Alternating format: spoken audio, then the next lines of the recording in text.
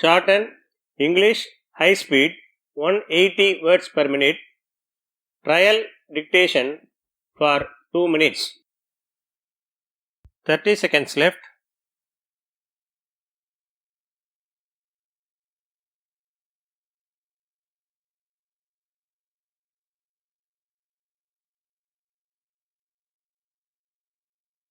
Fifteen seconds left.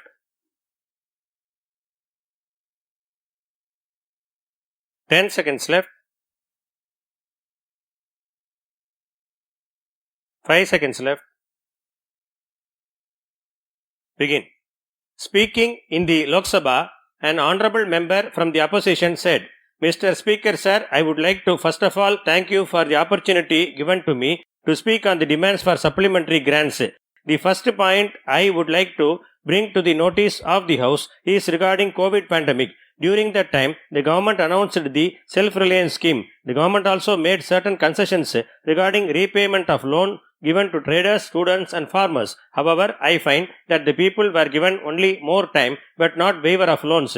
I would therefore like to request the government to bring out a white paper on the stimulus package. Secondly, I would like to touch upon the subjects of airports and seaports. I find that the government is now encouraging the private sector to set up and maintain airports. In my opinion, this is against the socialist spirit of our country. It is a matter of great concern that almost all the major airports are in the hands of a few single corporate group. In the same manner, maintenance of seaports has been handed over to this group. As a matter of fact, the national airline has been sold to a private company. I have a fear that the railways would also be privatized soon in the same manner. It has to be borne in mind that a few train routes have been given to the private sector. In the light of the above, I would request the government to give an undertaking in the House that no more privatization will be made in respect of railways. On this occasion, I would like to bring another point to the notice of the House. After the pandemic, the government has taken away concession for senior citizens for rail travel. It is a matter of concern that the government has not restored this even after normalcy is back.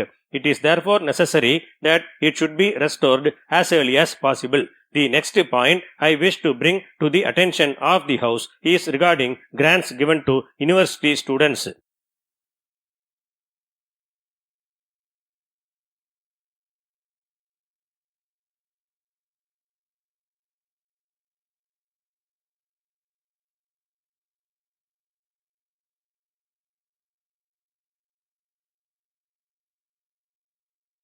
Shorthand English 180 words per minute.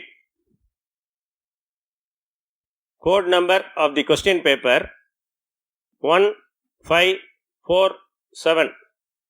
1547. Instruction to candidates. Candidates should transcribe what they have written into longhand verbatim. 10 marks are reserved for shorthand performance.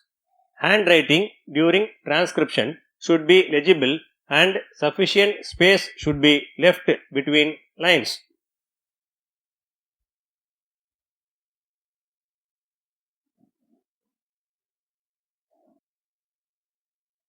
Be ready for main dictation.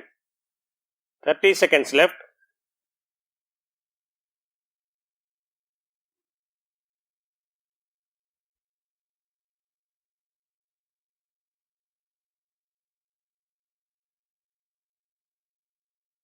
Fifteen seconds left. 10 seconds left. 5 seconds left. Begin. Mr. Speaker, sir, after the general elections, I am happy to be present in this House again to support the motion of thanks on the President's address. The Honorable President has given the outline of the things that we want to do in the course of this year. His speech reflects the overall views of the people. It is therefore true that this motion of thanks for his address is a thanks to the people of the country at large. Honorable Speaker, sir, I would also like to assure you that in this regard, this government will move forward with the schemes mentioned in the address to fulfill that dream. It is necessary for us to remember that India should not lose this opportunity. I believe that with your support, we can overcome the problems and at the same time meet the ambition of the people. I would like to bring to your attention that nearly 60 members have taken part in this discussion. Those who have been elected for the first time have been given more opportunity to speak. In this connection, I am glad to say that I am grateful to every one of them for making this discussion useful. It is true that the influence of the election speeches made in recent months is still visible in this House. I am grateful to the House for cooperating with the new speaker. It has to be borne in mind that the nation has given a strong mandate after several years. They have once again voted the same government to power with greater strength. I am sure that every Indian can feel proud of the fact that our voters are very aware. It is a matter of satisfaction that we have done hard work in the last 5 years for the welfare of the people. As a result of this, the people have once again elected us to power. It appears to me that the people have placed more faith on us and it is therefore necessary that we should work hard to honor them. Mr. Speaker, the great leaders of our country who guided us have always talked about the poorest of the poor. It is my belief that when a welfare state is dealing with poverty, the people should be provided with ease of living through welfare schemes.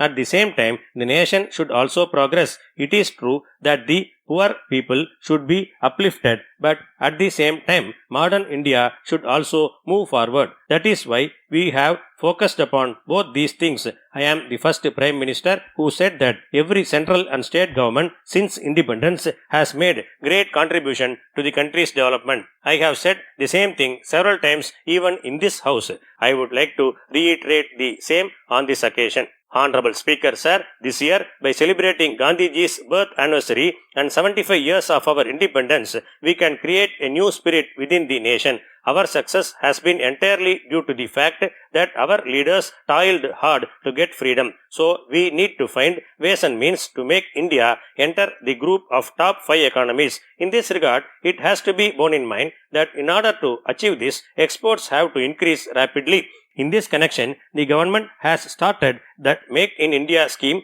to increase production at all levels. At the same time, we need to ensure employment opportunities for the youth. Honorable members of this House would agree that there is great possibility in the tourism sector in this country. I am aware that we have to improve our sanitation facilities to achieve this. I am absolutely certain that with so many great places to visit, we can promote tourism to a great extent. I may assure the House that this would not only earn foreign exchange but also provide more employment opportunities. I entirely agree with the Honorable Member who said that we have to improve local sanitation and transport facilities in order to achieve our goal as soon as possible. I may call the attention of the House to the fact that this year the government had allotted Rs 2,000 crores to this sector. I would like to suggest that honorable members of this House should also take steps to identify tourist places in their states for allotment of these funds. Next, I would like to talk about the concept of ease of living. All developing nations are talking about this at present. In other words, we must ensure that the common man is able to lead a happy life and has the means to do this. It means that we must provide equal opportunity to everyone, whether it is a village or a city. I think you will be glad to note that India has an advantage with respect to its population. A majority of our population is still young. Hence, it is a matter of necessity that we should provide skill development and training to our youth as early as possible.